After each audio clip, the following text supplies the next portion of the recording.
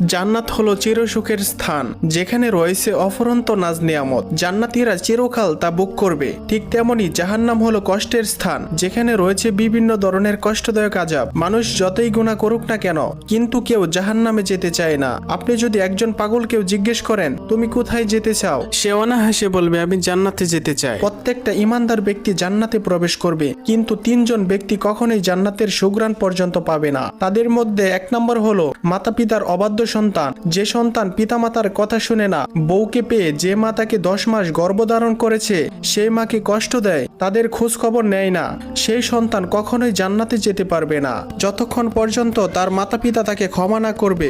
Number 2, যে ব্যক্তি বান্দার হক নষ্ট করে, জোরপূর্বক আপনি একজনের সম্পদ আত্মসাৎ করলেন, সে অনেক কষ্ট পেল, এমন ব্যক্তিও কিয়ামতের দিন জান্নাতে যেতে পারবে না যদি সে মৃত্যুর আগে তার কাছে ক্ষমা না চায়। নাম্বার 3, নেশা দ্রব্য সেবনকারী